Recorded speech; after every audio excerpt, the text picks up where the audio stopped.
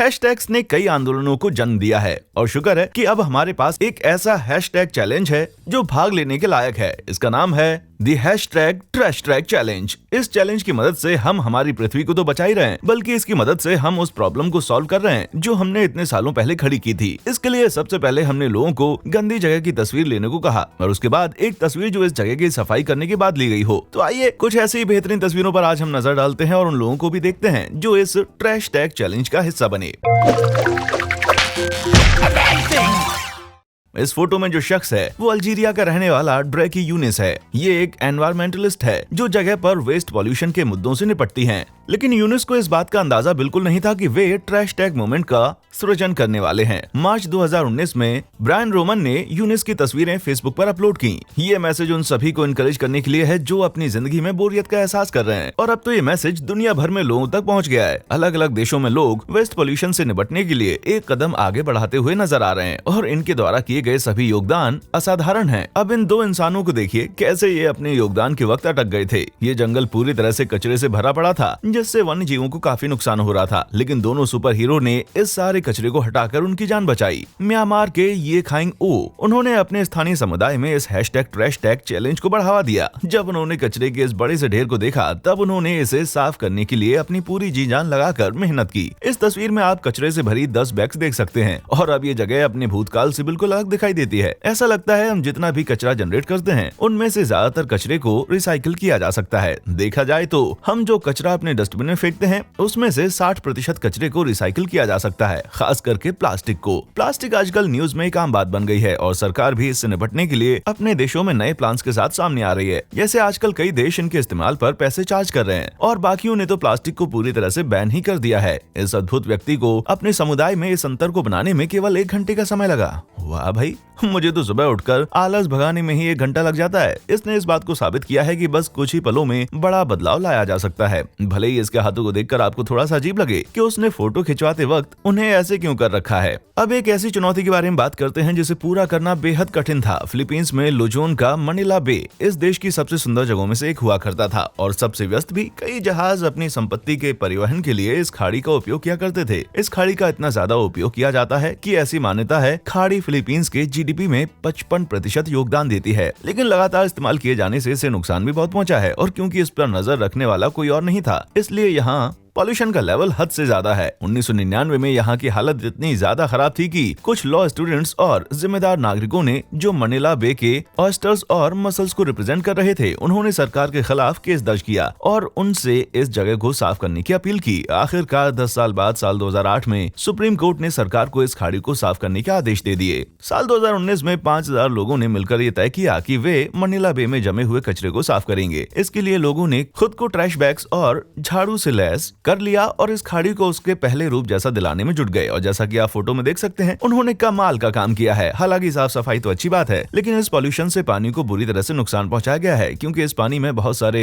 Bacteria मतलब कि जहर पाए गए हैं जो कि जहाजों के आने जाने की वजह से जमा हो गए हैं। हालांकि अब इस खाड़ी का ध्यान रखने के लिए जागरूक हैं लोग, तो उम्मीद है कि इस जगह का भविष्य उज्जवल ही होगा। बस एक हफ्ते में मेम्फिस रिवर पार्क्स पार्टनरशिप और कुछ स्थानीय स्वयं सेवकों ने इस उपेक्षित पार्क की राह को एक ऐसी जगह बना दिया जहाँ से लोग बिना ठोकर खाए चल सकते हैं। इससे हम कड़ी मेहनत और टीम वर्क के महत्व को आराम से समझ सकते हैं। बेन बोरॉइस ने कभी भी अपनी विकलांगता को हैशटैग ट्रैश टैग चैलेंज के बीच नहीं आने दिया। उन्होंने कूड़े के ढेर से घिरे मैदान को एक ऐसे क्षेत्र में बदल दिया जिसे देखकर आज लोग गर्व कर सकते हैं। उन्होंने दुनिया को सिखाया कि कोई भी मदद कर सकता है, भले ही वो मदद छोटी सी क्यों ना हो। 3 वर्षों में समुद्र तट के परिवर्तन को दिखाने वाली इन अद्भुत छवियों पर एक नजर डालें। अफरोज शाह ने मुंबई के वर्सोवा बीच को साफ सुथरा करने का एक बड़ा काम अपने हाथ में लिया था। शाह एक सक्रिय एनवायरमेंटलिस्ट हैं जो इस बड़े कचरे के ढेर को इस बीच से दूर करना चाहते थे। इसके लिए उन्होंने खुद जैसे सोच वाले कुछ और लोगों को ढूंढा जिन्होंने उनकी मदद की। तकरीबन 1000 लोगों ने इस बीच की साफ सफाई में उनकी मदद की। यहाँ से 5.3 मिलियन किलो कचरे को निकाला गया और इससे 2.5 किलोमीटर दूर जगह पर डंप कर दिया गया। लेकिन सिर्फ कचरा हटाने का काम इस बेहतरीन टीम ने किया। उन्होंने 52 पब्लिक टॉयलेट को भी साफ किया। मैं बीच साफ करने वालों की तुलना में सिर्फ इनकी परिस्थिति का अंदाजा लगा सकता हूँ। इन्होंने 50 से ज्यादा नारियल के पेड़ भी लगाए। शाह ने ये बात सुनिश्चित की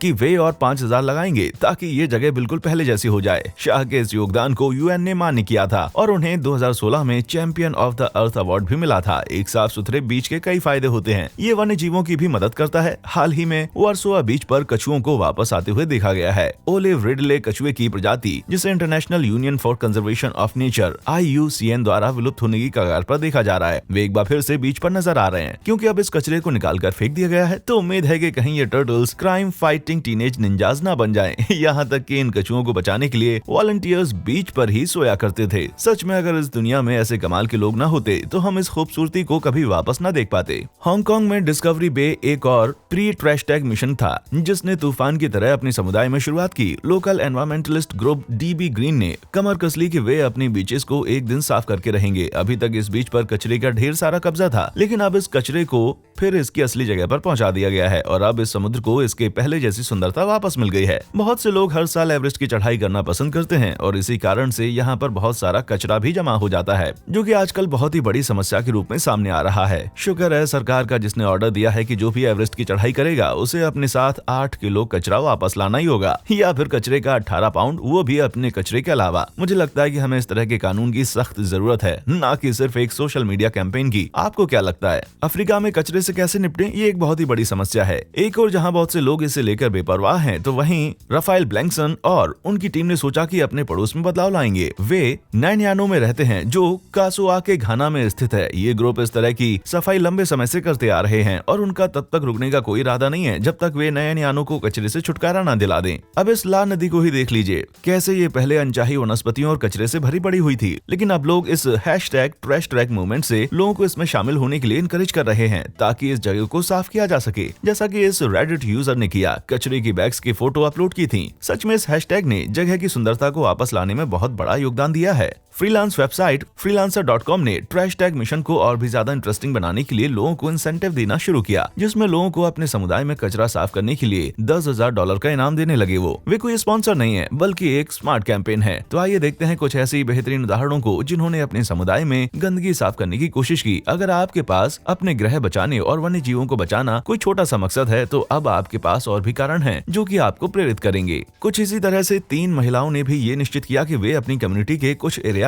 काफी ज्यादा साफ सफाई करेंगी, जिसके लिए उन्होंने ग्लव्स और मास्क पहने ताकि वे इन 11 ककरों की बैग्स को उठा सकें। जब भी आप किसी अनजान कचरे को उठा रहे हैं, तब आपको ग्लव्स की सख्त जरूरत होती है, क्योंकि पता नहीं कब कौन सी चीज आपको जख्मी कर दे। और हाँ, मास्क पहनना भी एक बेहतरीन आइडिया है, क्योंकि इस तरह के कचरे में बैक्टीरिया बहुत तेजी से पनपते हैं। यही नहीं, इनमें बहुत सारे डायपर्स भी होते हैं और ये पर्यावरण के लिए नुकसानदायक हैं। अगर अमेरिका की बात करें तो यहाँ हर साल 27.4 बिलियन सिंगल यूज वाले डायपर पाए जाते हैं। एक डायपर को डिस्पोज होने के लिए तकरीबन 250 से 500 सालों का समय लगता है। ऐसा इसलिए होता है क्योंकि इनका कुछ हिस्सा प्लास्टिक का बना होता है और जब ये डिकम्पोज हो रहे होते हैं तब हानिकारक केमिकल्स रिलीज करते हैं, जिनसे एलर्जिक रिएक्शंस तक हो सकते हैं। अगर हर रोज आपको इनका सामना करना पड़ता है तो इसलिए बेहतर यही है कि आप इन्हें अच्छे से डिस्पोज कर दें। इस गंदगी को साफ करते करते कुछ भागीदारों को फ्री में कैश भी मिल सकती है, जिसे हम इंटरेस्ट कर्मा के नाम से भी बुलाते हैं, जैसा कि इस बंदे के साथ हुआ। ट्रैश टैग चैलेंज लेते वक्त देखिए, इस ट्रैश टैग चैलेंज से पहले ली गई तस्वीर में कितनी सारी बोतलें हैं। दुनिया भर में हर मिनट तकरीबन 1 मिलियन प्लास्टिक की बोतलें खरीदी जाती हैं और माना जाता है कि अगर किसी तरह की कार्रवाई नहीं की गई तो इसकी खपत 20% तक बढ़ सकती है। और उससे भी बुरी बात तो यह है कि इन 50 बिलियन प्लास्टिक बोतलों में से साल 2016 में अमेरिका में सिर्फ 23% बोतलों को रिसाइकिल किया गया, जो कि हैरान करने वाला आंकड़ा है। एक प्लास्टिक बोतल को डिकम्पोज होने में तकरीबन 450 साल लग जाते हैं और ऐसा भी हो सकता है कि इन बोतलों को डिकम्पोज होने में कभी कभी हजारों साल लग जाएं। अमेरिका के कैलकुलेशन के हिसाब से हमने अभी तक 8.3 बिलियन टन प्लास्टिक बनाया है, वो भी बेहद कम समय में। सचमुच ये आंकड़ा चौंका देने वाला है। इसीलिए मैक्सिकन लोगों द्वारा इस जगह का साफ किया जाना एक बहुत ही अच्छी बात है। वे सच में बढ़िया काम कर रहे हैं। उन्होंने इस ट्रैश टैग चैलेंज को स्वीकार किया और इसमें सफल भी रहे। 1972 में ऑसबॉर्न रीफ बनाया गया था। इस योजना के हिसाब से टायर्स को समुद्र में डिकम्पोज करना था ताकि आर्टिफिशियल रीफ का निर्माण किया जा सके। हालांकि ये प्लान फ्लॉप हो गया। उन्होंने समुद्री प्राणियों के लिए घर बनाने में तकरीबन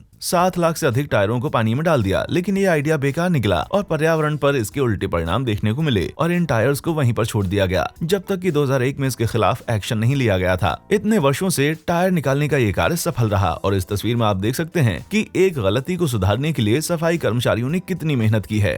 रोबी मैकनील ने ट्विटर पर ये तस्वीर पोस्ट की थी। इस तस्वीर में उनके बेटे मैल्कम हैं। उन्होंने तय किया कि वे वाशिंगटन के पास पोटोमैक नदी के किनारे पड़े कचरे की साफ सफाई करेंगे, क्योंकि इस चैलेंज की मदद से एनवायरनमेंट को बचाया जा सकता है। साथ ही ये स्थानीय जानवरों को भी बचाता है और उनके रहने की जगह को प्रदूषण से भी बचाता है। वे सभी जानवर जो खाने की खोज में यहाँ वहाँ भटक रहे होते हैं, उन्हें ज्यादा मुश्किलों का सामना करना पड़ता है। इन जानवरों के सिर कभी कभी डिब्बों में अटक जाते हैं और फिर वे इससे मुक्त होने के लिए संघर्ष करते हुए नजर आते हैं, जिसकी वजह से वे भूख से मर भी सकते हैं। एक नजर जरा इस टर्टल पर भी डालिए जो प्लास्टिक में अटका हुआ मिला। इस कछुए को भी जिसकी नाक स्ट्रॉ में अटक गई है। कभी कभी तो जानवर हमारी लापरवाही से फेंके कचरे को भूल से खा भी लेते हैं, जिसके कारण उनके इंटेस्टाइन ब्लॉक हो जाते हैं। तो अगली बार कचरा फैलाने से पहले एक बार जरूर सोचें। ये तस्वीर 2014 में ट्रैश टैग चैलेंज से पहले ली गई थी। यूनाइटेड किंगडम के समुद्र तटों को साफ करने के लिए सरफेस अगेंस्ट सैवेज संगठन का गठन किया गया था। वे यहाँ के लहरों पर सर्फ करने की तुलना में कचरे पर ज्यादा सर्फ किया करते थे। बिग स्प्रिंग बीच क्लीन नाम के तहत 3500 वॉलंटियर्स ने तकरीबन 25 टन जितना कचरा साफ किया, जो इन सुंदर बीचेस पर जमा हो गया था। इस तरह के मददगार चैलेंज को सोशल मीडिया की ओर से आता हुआ देखकर अच्छा लगता है। क्या आपने कभी भी अपने समुदाय में इस तरह का कार्य किया है? अगर नहीं तो आप ऐसा करना चाहेंगे? अपने विचार हमें नीचे कमेंट सेक्शन में जरूर बताएं। देखने के लिए शुक्रिया।